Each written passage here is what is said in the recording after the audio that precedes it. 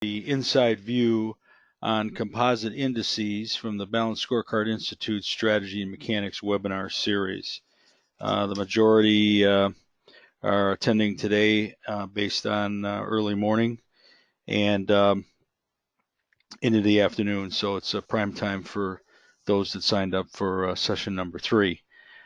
Once again, the Strategy Mechanics series is going to be a series of topics that are related to what you probably will be working through when you finish a strategy, or at least get the strategy designed.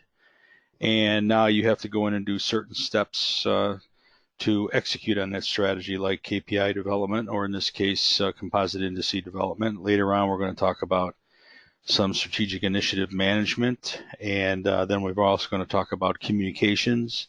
We're going to talk a little bit about project management, and the strategy management office. So these are all what we call mechanics parts of getting the strategy executed, just like a mechanic would work on a truck or a car to keep that vehicle on the road. There's 2 of us on the call today, and my name is Joe DiCarlo. I'm Vice President of Engagement and Delivery and a Senior Consultant at the Balanced Scorecard Institute. I started at the Institute in 2010 after spending 25 years with the IBM Corporation, doing a whole series of different ranges and experiences and responsibilities that are listed on this slide, as well as 13 years prior to that in administrative and executive university management positions at the Milwaukee School of Engineering. I also did, and I occasionally stop by, the Plug and Play Tech Center, which is a technology incubator in Silicon Valley that at any point in time has between 250 and 260 startups under its roofs that it's managing. I have an MBA in technology management, and I'm a doctoral candidate for a doctorate of business administration degree, and I live in San Jose, California. Charles? Hi, everybody. My name is Charles Ogoch Langoya. I'm BSI's Senior Strategic Partner and Board Advisor for Africa. I'm also a member of the Association for Strategic Planning, and I've spent over 25 years working with public sector institutions, especially in tax and revenue administration, the health sector, energy, and now electricity generation. I hold a master's degree in management sciences. One thing that you should know is that there is going to be a link provided to you for accessing this presentation after we're concluding it today. And you'll also get a copy of the course materials as a PDF file, or the webinar materials, the download as well. This is just a promotion piece about a conference coming up in Riyadh, Saudi Arabia from December 2 through 6.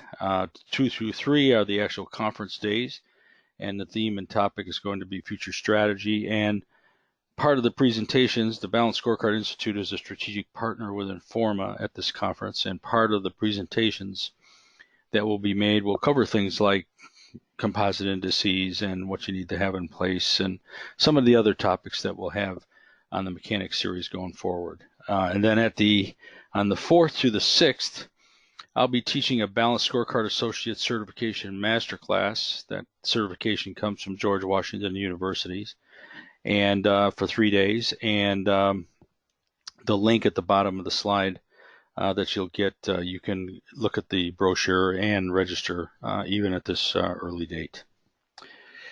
So what things sound familiar when it comes to working with indices or indexes or scores or composite indices, CIs? What are some of the common traits that Charles and I have seen in the very many consulting engagements that we've been working together on over the years? Well, first thing is that age-old struggle in finding KPIs that can be used to measure intangible desired results. So what do we mean by intangible strategic results? Well, the second bullet contains just a small list of those. Like if you're trying to measure customer satisfaction or customer loyalty, over the course of any series of questions that you might ask on an impromptu survey, even the 3 little smiley face buttons you see at most of the airports, even surveys for satisfaction. You're going to have to look, many of those are going to be intangible in nature, but collectively they can start to put together an index or a composite indice that will help measure that. Employee satisfaction certainly is intangible. We're going to see an example of employee satisfaction index coming up, and that has many parameters and many elements that go into creating that score or that index. Efficiency, infrastructure, thought leadership. Thought leadership, every organization likes to make sure that they're out on the edge of thought leadership and getting the message out. And that's very intangible. And advocacy, if you're in a government organization, are you practicing advocacy and being able to measure that much as an intangible as well.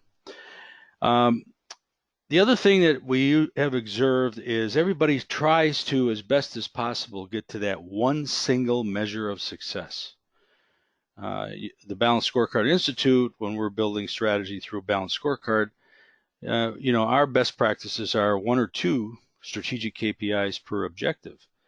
Well, it's very hard to say that when you look at efficiency or you look at quality, there is only one key element of success that you can put down as in a KPI.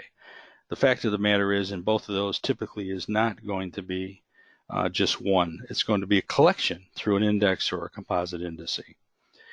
And a lot of complaints that we see about indices in general from clients and read about in the forums and read about in the blogs and that type of thing is that everybody complains that when you create too many KPIs, you're going to lose your line of sight as to what's really going on within the strategic objective and especially in the KPI. And that we're going to dispel that particular statement later on in this presentation, because with today's technology, predominantly with performance measurement systems that are available in the cloud or very inexpensively behind your own firewall, when you create composite indices or an index, you'll be able to see what the line of sight is for every element or every measurement within that particular index or composite indice. And the other one, if you're just starting out building KPIs or building indices, you've always heard about an index. You may have even seen some indices, but you don't know how to go about to create one. And we're going to show you very easily how you can do that today. So the topics here are why indexes or indices or composite indices are very simple to construct, and what you have to keep in mind when you put them together. And how about using CIs with a mixed tangible and intangible desired result or intended results?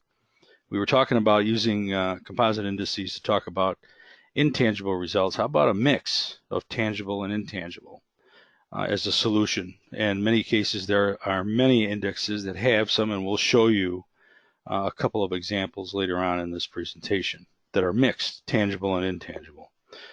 And we're going to dispel again this statement about the line of sight being a problem. You'll see it in the structures that we'll show.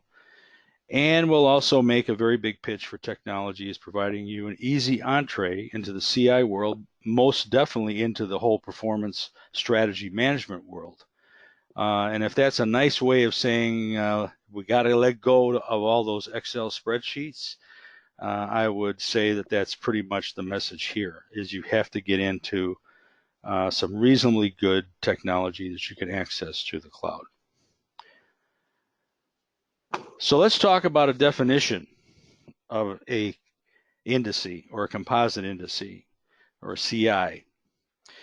You can go out to the web and just get this basic definition of an index from Wikipedia, and it solves the purpose of what an index is. The only problem with it that I find is that for most people that are doing this kind of work, that age-old word of statistic shows up right in the first line.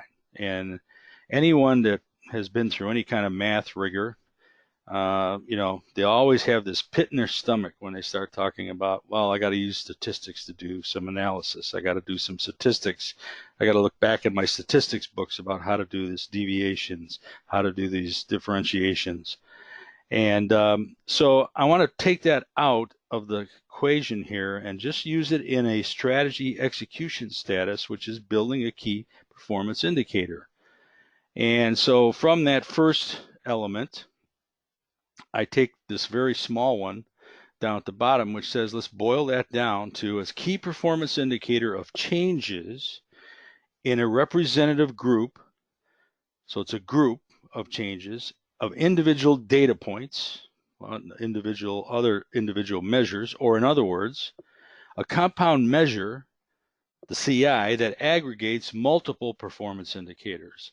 So that index is an aggregator of a lot of different performance indicators that are underneath it.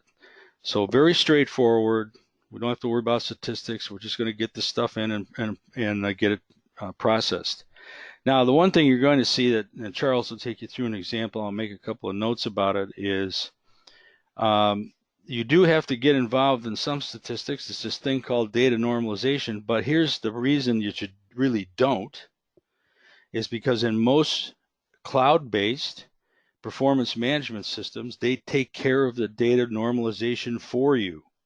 You just load your raw data in. If it came from a score, it came from a count, it came from you know, any other thing that's a number or anything like that, you just load those into the system and it takes care of the normalization for you.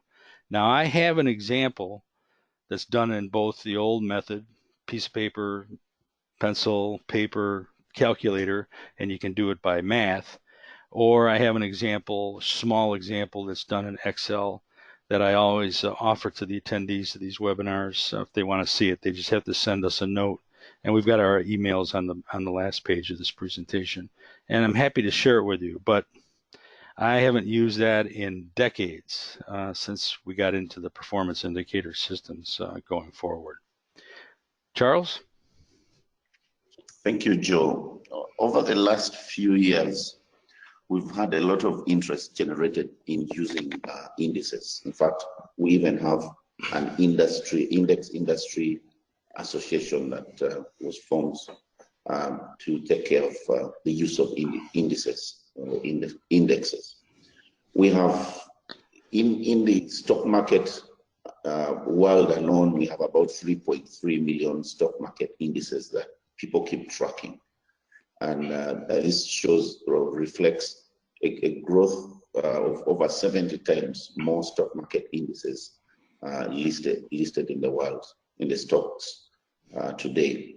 Examples of indices include, Performance Transparency Index, the Communication Openness Index, Sustainability Index, the Employee Engagement Index, the OECD Better Life Index, its Happiness Index, Quality Index, Efficiency Index, the Employee Satisfaction Index, the Culture Index, Customer Satisfaction Index, and we are all familiar with the Net Promoter Score, which is also a type of index that tells you how your customers are willing to recommend your products and services to others, and therefore acts as a proxy for gauging how customers' overall satisfaction with the company enables them to be loyal to your brand. Next slide, Joe.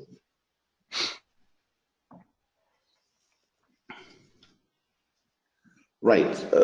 The process of developing a performance measure for any of the objectives that you have, an analysis of the results that you attain, starts with describing the intended result of the objective. And we usually start with a description of the objective and identifying the intended results in step one. And then we begin to look at alternative measures that we can pick that will tell us whether we are achieving the intended results. And then after that, we go to step three, which includes selecting the right measures that will tell you that the objective is being achieved. At this stage, you may determine a direct measure that you can use to tell you if the objective is being achieved. If you fail to get a direct measure, then you may want to get a composite indicator that uses other contributors or correlating factors that will tell you that the objective is being achieved. Once you finish that, you then set targets and create thresholds for your measurements, and then define and document the selected performance measures through a performance measure data definition table that tells you exactly what you're measuring, what the thresholds are, who is responsible for collecting the data. Once you have this in place, then you can move into performance analysis, which is step 7. And at step 7, it's important that you choose an appropriate tool for automating your performance management system. And at this stage, you may have many options available. We like to use QuickScore as an automation tool. It has great visibility, creates great charts and dashboards that you can actually visualize your performance. And everybody gets to see how you're performing. Once you have this automation tool, then you set up a collection and performance monitoring system that will help you to get input, the information collected from several databases that you have in the organization, and then analyze and draw conclusions that can help you improve performance of your objectives. Now, that whole process is defined in this diagram. In step 1, you describe the intended result of the objective, and this requires that you actually get rid of words that are not meaningful, words that cannot be measured, what we like to call the WISO words. Once you've got that out, words like efficiency, words like world class, you need to get them out and use plain language that can be measurable. That helps you identify the intended results that you'd like to measure. And once you have the intended results, you then determine whether you can measure that intended result directly. And when you can measure it directly, then you develop and define an appropriate direct measure that you would like to use. If you can't measure directly, then you begin to define measurable components that can thoroughly describe the intended result that you'd like to achieve. And after getting those components, you then choose and define an appropriate indirect measures, set of indirect measures, and move on to step 3, where you can decide whether you will have a single measure, which is from the direct measure, or use an index to describe and evaluate the performance of your objective. If you're going to use an index, then you go ahead and develop a composite index and develop targets and thresholds for each measure, and then go into performance analysis. Next slide, Joe. This is an example of a composite index. This is a situation where you would like to measure customer loyalty. Now, customer loyalty may not be measured directly because it has certain intangibles that will tell you whether your customers are loyal. And so you pick a number of multiple indicators that address different dimensions of the intended result that you would like to measure. And so you then have things like the annual satisfaction survey score, the transaction satisfaction survey score. You may want to consider the number of complaints that you receive. You may want to look at the number of referrals as an intangible. You may also want to look at the service level agreement score and the service level agreement timeliness score.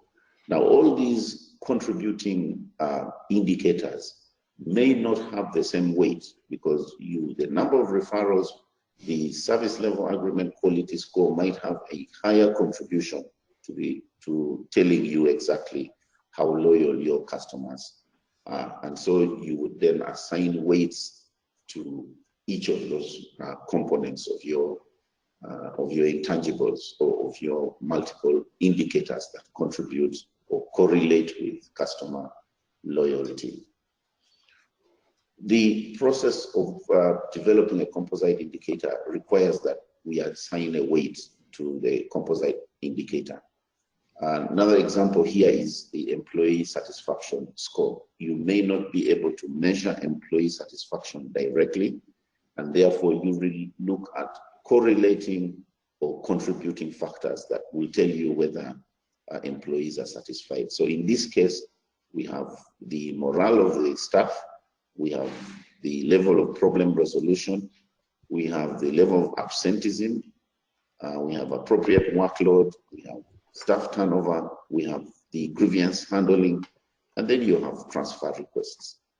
Now, each of these correlating or contributing factors will then be subjected to surveys, to focus group discussions. Others might be ratios that you quickly get from the other units within the organization. You may also use the normal count to determine, the score that you would like, that each of those correlating factors or contributing factors would have to contribute.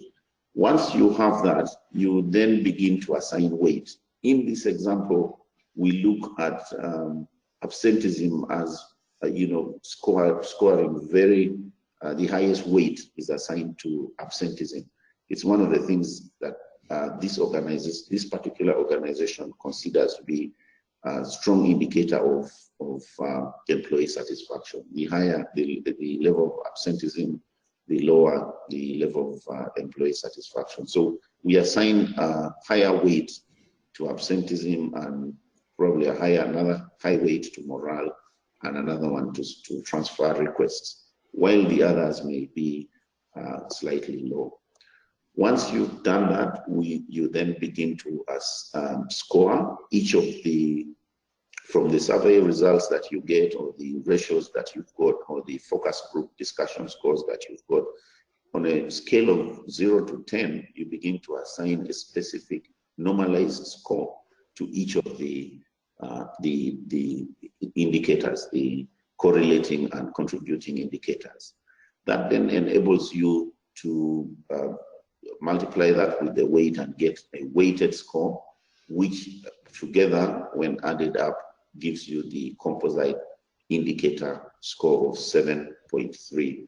We will share with you the approach to normalization of these scores and templates that you can use to carry out this normalization and scoring system. Joe? Yes, Charles mentioned the weighting aspect. So let's talk about weighting and when you should start weighting. And we'll also talk a little bit about the composition of this particular index, employee satisfaction. First of all, you would have to gather a team together with the objective owner of the strategic objective for which this KPI is going to be written for as an index. And you'd have to sit down as a team and bring the right folks together to say, okay, so what is it that drives employee satisfaction at our organization? Well, you can't just use this table as is. It's just a good example because, for instance, it's pretty clear that there's a union system here because you've got grievances.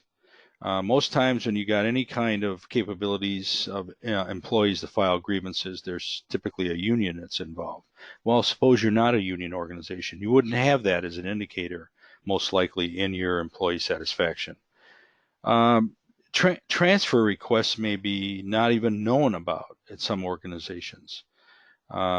Typically, transfer requests are sometimes very logical at military organizations, some governmental organizations as well. So you have to sit down as a team and come up with what you think are the right indicators that would make up, in this case, employee satisfaction. And then you have to take a look at the fact that there's different methods in which that data for those is being collected. So one is a survey. So we've got actual hard numbers on that one. Focus groups, though, those are all qualitative in nature. You've got a couple of people taking interview notes. You've got 15, 20 people in the room that are answering questions that have been genned up. And then you have to do some textual analysis that comes out the back end of that to get that into a unified quantitative measurement or quantitative state that you can use in the particular composite indice.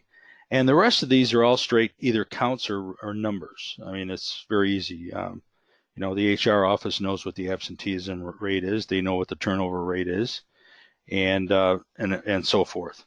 Now, on this weighting aspect, I highly recommend that when you first activate or design up a composite indice, is that you do not weight any of the indicators.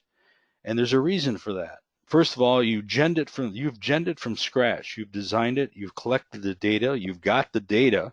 By the way, remember you have to have data for every one of those indicators that's listed in the most left column. And you're pulling that data in, and you don't want to complicate the first go of a composite indice by trying to weight things, because you have no basis really based on what you designed, especially if it's a brand new design. You have no basis to judge what gets a better weight than another. And typical periods that you have to weight, you have to have 3 to 5 data points. And if you're only collecting this data like every couple of months or maybe every month, hopefully you're not going more than that, because it become a very slow growth on a particular index. You're going to then start to see some patterns based on the data points over 3 to 5 collection periods that say, okay, it looks like, yeah, we get a big change when we get a hit on an absenteeism. So yeah, maybe it is 40%. The morale is another 20, and oh yeah, the transfer requests are big. So you got to wait. So don't wait anything, but then get a logical point where you can say, I've got enough data, I've got enough data points, I've got enough patterns in each one of the indicators that we can sit down as a group again and say, now we can start taking a look at weighting what we're going to do going forward. Charles? Thank you, Joe. At this point, you've gone into collecting and monitoring performance. It is important that your monitoring system, it enables you to drill down to address a problem at a unit within your organization that is not performing well.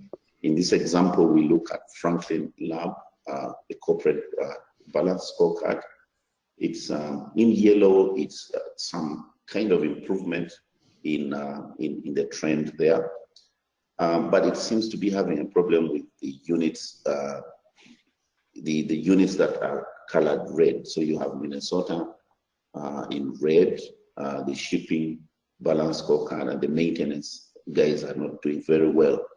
So that ability to drill down enables you to go down to a unit and further look at their trends, their dashboards, look at how their maps are performing, what objectives are they not able to achieve, and make corrective action to make sure that there's improvement in those units. So your performance management system should be able to enable you drill down to where the problem is. You could also roll up your performance measures to ensure that the contributing results that you record at the bottom are reflected in the performance of the organization at the top. Joe, you have other examples you want to share with us here? Yes. Now, this particular slide is one of those that I mentioned in the beginning that's going to put to rest why you need to get involved with a performance management system, something like Spider QuickScore, or any of the others, because all the other major players in performance measure out there pretty much play in this particular arena around strategy, monitoring, and performance. And because here's the reason, and you can see that, and Charles alluded to this, you could take a look at that Minnesota maintenance balance scorecard. Now, if I'm the owner of that scorecard, of the maintenance scorecard in Minnesota, I'm already seeing for this reporting period, I'm yellow. So I help build the KPIs for this as the owner. So I know there's a threshold, I know there's targets. But this is sending me a message that, yeah, for this reporting period, you're yellow. But if we were in the same state the next reporting period, I am going to see that entire box turn red, and I'll be at the higher end of the red threshold. So I'm getting an early warning before the next frequency. Now, how does this particular system do that? This particular system looks back 5 reporting periods for a particular KPI, looks at the current reporting period, and then its algorithm engine, its descriptive analytics engine says, well, if we were at the next reporting period based on everything I've seen for the last 5 and this one, this guy's crossing the threshold and he's going to the upper part of red. He's not just moving over to red, he's going to the high part of red. Same thing on the other side, which is Minnesota shipping balance scorecard. They're red right now, so the phones are ringing because somebody's going to look into why this is red. But the system's already flagging if you don't do anything, you could just sit there and let it ride and you'll go to the lower end of yellow. So this is one of the things that a real-time performance management system gives you the capability to do, and that far outpaces what you can do with Excel spreadsheets. The other thing too, as Charles mentioned, you got the drill down and roll up.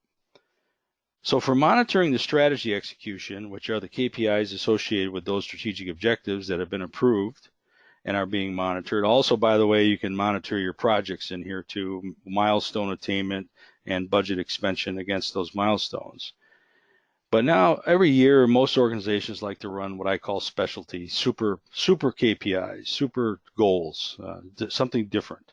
We got the strategy running in the background, but we want to put something together that really can focus our attention for the next 12 months. And so you have the capability now from that Franklin Labs corporate BSC up in that office to drill straight down through to the lowest level of any of the data that's out there in the system. In this case, it's all bundled up as balanced scorecards, but it could just be other KPIs that are being set out into the system. And then I can roll those up into a series of super indexes or composite indices for the specialty project that we're working on for the year. Again, this is another reason why you have to get involved in the technology so that you can take advantage of this, and it's very inexpensive to do. Charles?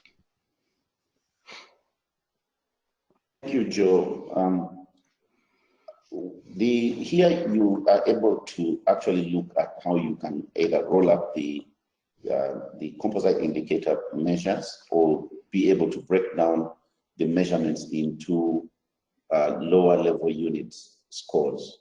So in this case, we are looking at improving the quality of life, and we can be able to go down and look at what metrics are actually affecting the quality of life. And so here you look at the job growth rate, you have the economic growth rate, the environmental quality index, literacy rates, and then unemployment rates. And you're able to look at job growth rates as one of the areas that need to be in your index, the areas that need to be addressed urgently before the whole index goes into red. So this enables you to look at those rates and be able to address them. So you have the economic growth rate, the job growth rate, and the environmental quality index. Joe. All right. Thank you, Charles. All right, so let's go back into a performance management system and take you through what I would consider to be a typical scenario of I'm an executive that owns a series of KPIs in the system, and I come in or I get a flag on my cell phone, my smartphone, or my tablet that at a particular point in time, the system sends out an alert that says, Joe and Connor and any number of people, here's the red report for this current reporting period. And of course, you can put the red report out as often as you want. but it's all based on what the frequency of collection of your data is, so that the red reports at least have a difference in them, hopefully. So in this case, we've got 5 KPIs that are on this red report: utility rates, non-residential revenue, carbon emissions, web utilization, and career plan completion. And I happen to be the owner of career plan completion. Well, I own some others in there, but this is the one that I'm mainly interested in, because I realized that maybe 2 months ago, we had a meeting about this particular KPI, and the team said, oh yeah, don't worry about it. That's handled through HR. And this is a matter of just getting the employees to complete their career plans. Obviously, we have to motivate the managers to get the employees to finish their career plans. So we've got a lot of different people in play here. But the fact of the matter is that this particular KPI is not rocket science. This is just go out, complete the career plan, and submit it, talk it over with your manager, done. I mean, we don't have to go out and buy supplies. We don't have to machine parts. We don't have to do any kind of engineering. This is all based on a one-on-one between the manager and the individual. So when I see this come up and I see that it's off, it's down, the level is down to 43.25% and it's red, it's like, wow, what is going on with this? And so what I do is I go into the system and I look at the tree structure. That's what's on the right. And I realize, yeah, I remember this now. It's one of the indicators that's part of the Workforce Effectiveness Index. And here I get a little reminder about what makes up that effectiveness index. So this is another example of the line of sight of all of the indicators that are in play are shown visually, and they're also the state for this collection period is also shown as well with the small dots. So now the line of sight is very clear as to what's in the Workforce Effectiveness Index. In this case, it's the only one that's red. The overall index is yellow. The organizational culture score, which is another index in itself, is green, and the training days is green. So my first intuition says, well, the Workforce Effectiveness Index is yellow because this career plan thing is underperforming. So I have to get to the bottom of what's going on and see exactly how bad this is compared to what was set up. So the first thing I do is I want to make sure that what I was seeing with the dots is played out, and yes, it is. This is the Workforce Effectiveness Indicator, and sure enough, from Q1 to Q2, it took a drop. It's yellow. It was nicely up there before. And here over from 3 months, we've allowed this thing to degrade down, or this particular career completion aspect is allowing it to pull the overall performance of the Workforce Effectiveness Indicator down. Now, I go over and I take a look at career plan completion, and this has got red all over it. You can see it's really taking a tank in between quarters, Q4 of 2010 to where we are now. So now I've had another half year go by since this one was really sailing along pretty well at 80%. The only thing I don't see on here, and I could get it if I was on the system, I'd drill in and say, okay, where is the green zone above 80%? I'm going to make a supposition it's probably up around 90. But the fact of the matter is we got something now that's degraded now over 2 quarters. And in this particular quarter, it's off by almost 19%. So what's there to do about this? Well, the fact of the matter is now I pick up the phone as the owner and start assembling the team and saying, okay, whatever we talked about 2 months ago is not working because this is just continually going downward. So in this case, a very visual approach, a very straightforward visualization of the career plan completion and the Workforce Effectiveness Index now starts a conversation that just stop and think about just logging on to your system or your cell phone or your tablet and getting this versus waiting to look at an Excel spreadsheet or some kind of a performance report that somebody has to gen up in a back office, and this is available at any point in time. Now let's take a look at what that workforce is. I go in to make sure as the owner, I wanted to reacquaint myself as to how we were calculating this Workforce Effectiveness Index. And the fact of the matter is, it's pretty straightforward. You saw in the tree structure, there were 3 indicators underneath the index or built into the index. And one was, in this case, measurement number 45, which is the organizational culture score. And I made a comment earlier that that's an index in itself, because a culture, anything related to culture, is going to have a multiple set of indicators underneath it. And finally, the next one is number 46, which is the one that's the bad boy right now, because it's really off on its performance. So it's number 46. And then also we've got the number of training days. So the group originally designed that workforce effectiveness index to be made up of 3 indicators. One is a number, one is another number, and it might be a percentage, and the other one is a flat out score. Well, the point here is that normalization is taking care of things for you when it was put up into the system. We don't have to get the spreadsheet stuff out and start cranking numbers and that kind of thing. We just load in and tell it in that calculation box at the top how this is supposed to be calculated out, and then it takes care of normalizing the data down to a number. So consequently, if we had even 50 indicators on this workforce effectiveness, it's just a matter of just having them identified in the system, getting a unique ID, and then putting the values in for the data for each of those, and then letting the system crank it out as a calculated value as it's shown here. Now, here's another example of a client that's in the refinery business, and they are putting together what's called an operation efficiency index. And right now they've got 6 elements identified that they've been measuring with Excel spreadsheets over a lot of years.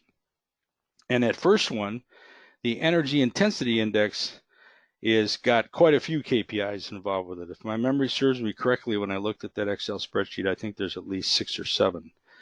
But I only put a couple in here, and then KPI-N goes out to the last one that they're going to pull in. The key message here is that this is a score. And this score has, again, all these KPIs underneath it. So if we look at fuel consumption and we look at flaring, well, those are very hard, tangible numbers.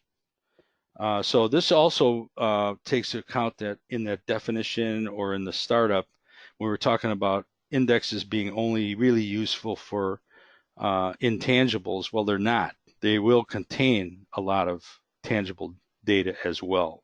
Same thing with oil loss. Now, oil loss, they've got at least 3 they're looking at here.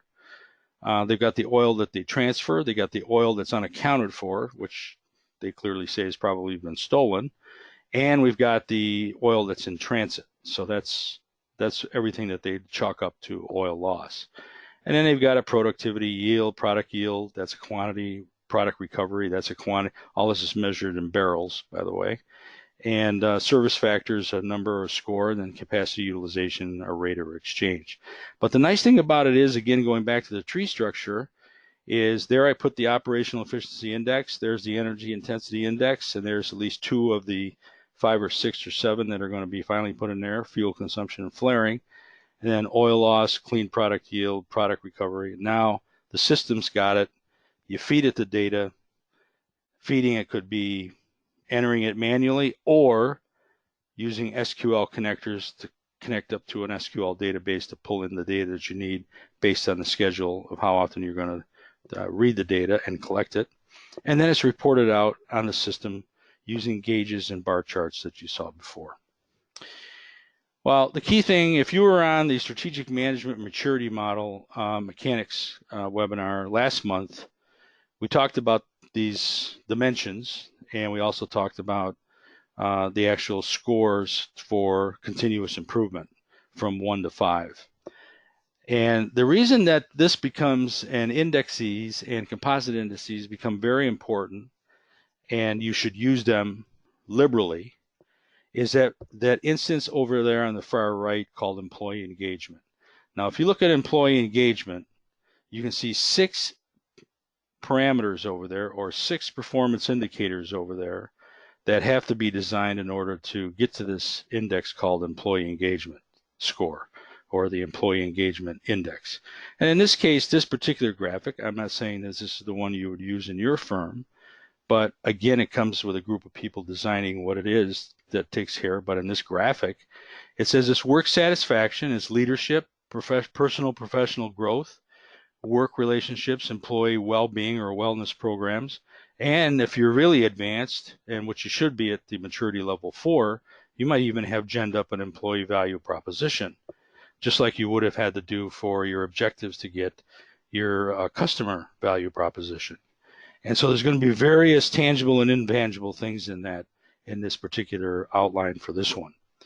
Now, at the perfect world, which is level 5 of continuous improvement, you can take that same graphic now and change it to the high performance organization.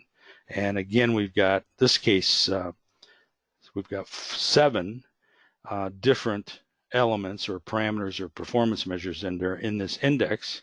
You got strategic operational planning, executive team development, creating an organizational culture, which is probably going to be a score in itself, where you are on your systems and process alignment, where you are in employee engagement, there's another particular index that's in there, and building and high performance teams as well as leadership and management teams. Now, the one thing to keep in mind, and I'll go back here, just so you're not saying, okay, I've lost the line of sight again. In the case of one of those others I just showed that's an index, in this case it's energy intensity index, it's inside of and being used by operational efficiency index. That doesn't mean that it's not accessible from any other use. It's there, it's in the system, it's defined, it has a unique ID. So if you wanted to write a index that just said, I want to report out on our energy intensity index, you've got it. It's all there, and that's why I say the line of sight is preserved. If we take a look at culture, culture is all about the set of bullets down there at the bottom, but the third one really encompasses what the culture is from the dimension side. It's trust, measuring trust, it's transparency, it's freedom to communicate with candor. You've got all kinds of things in there, participation, employees feel the vision and ownership. Those are all things that are very intangible in nature, but you can design instruments and processes to measure those and bring them into an index. And we have performance measure in itself, which is now everything that you can possibly put into that composite indice with other key indicators underneath it or inside of it. It can become a balanced set of KPIs underneath the covers of the index or the composite indice. Yet they stand alone. So if you want to use some of those same KPIs as a part of some other index, again, as I said earlier, you can pull those out and use them at the same time. So it's very, very flexible, and it gives you a lot of creativity, because the thing is, you've captured it inside of a performance management system, so now it's accessible and many people can use it. And by the way, this is the beginnings of self-service in performance measurement, which starts a whole different approach to measuring performance and keeping track of performance.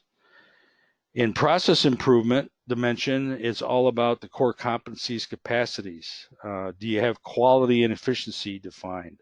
You saw that earlier. Are the employees aware of the customers and their status and their expectations? These are all things that can be pulled out and used by the employees, as well as the objective owners and the executives and the strategy management office, which is watching everything that's going on.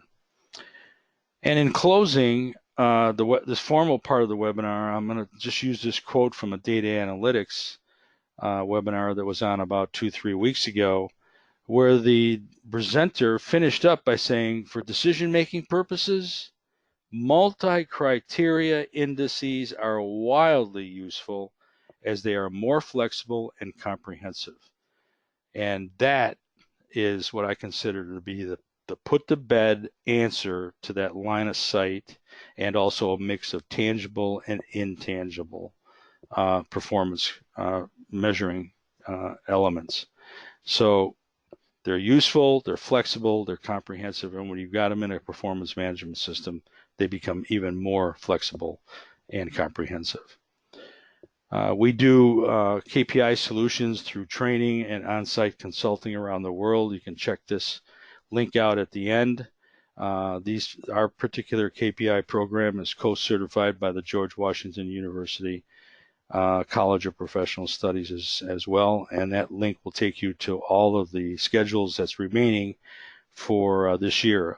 Probably at the beginning of the fourth quarter, we'll have the schedules out there for the 2019 timeframe. But in the meantime, and by the way, we can bring these courses on site. And obviously, when you start bringing them on site, the cost is a lot less because you don't have travel and all that type of thing.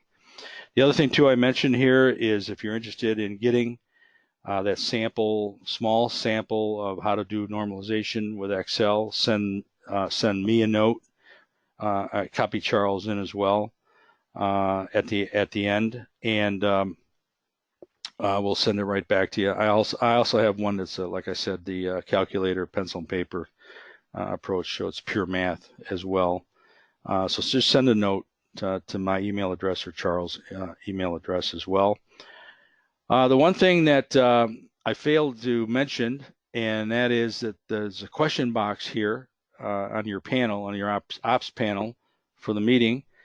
I'm going to leave this open for a little bit. If you want, I don't want to close it off. I'll end the webinar.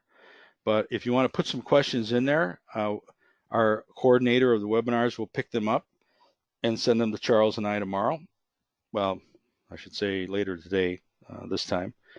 And then we can get back to the whole group with the questions, and we'll just take the questions and just send them back to the whole registration group that was in the webinar. I hope you guys had a good session, and please stay tuned. You'll be on a mailing list now for some more strategy mechanics topics, like, for instance, we definitely have something coming up on the strategy management office and execution. That seems to be a very hot topic about what the basic handbook, so to speak, should be for running and what the strategy management office should be doing. I mentioned we're going to talk about strategic initiatives and projects going forward. The other thing we're going to talk about is strategy communications. That last topic on projects and communications, strategy communications, and executing on your projects for those strategic initiatives. Those are the two biggest fault lines that cause strategy to fail. Getting this stuff done is pretty straightforward. But when you get to the point of having to go through the execution process, I don't know what happens. Without somebody monitoring it, and we're finding out the strategy management office has to stay involved with it more than ever, is you stop communicating to the rest of the world about what your strategy is doing. It's kind of like, well, we got the strategy now. Now we got to get down to the business of executing the strategy, and that means doing the work. It's like, yeah, but you have to keep telling your entire population that's interested and had a part maybe in building it how it's performing. And so that means communicating about successes and that type of thing. And then if your organization is notorious and has a bad reputation for not completing its projects, that will do more harm to your strategy than you can possibly think of. Because one of the key things that the Institute is very much involved with is the statements that you must have KPIs and you have to have initiatives associated with every strategic objective. So if you have only one initiative on an objective and it fails miserably, fundamentally you take down that objective from the overall strategy. Now that becomes a problem. So that'll be some topics coming up for the rest of the year, and we add topics. Charles and I, we checkpoint with the other consultants to see what was a topic, and we put it on if it looks like it's good. And so we look forward to that list coming out for the rest of the year pretty soon, and then we'll move on, hopefully, right into 2019 with another set. There's plenty of mechanics out there mechanical things that we can take a look at. So I don't think we're going to run out of topics very soon. So I left open the question box. We get some in there. And so I hope you guys had a good webinar. Some of you are just getting into your day and the rest of you are getting at the end of your day. And I hope you had a good one. And we'll hope to see you on the next Strategy Mechanics webinar. Have a great rest of the day wherever in the world you are.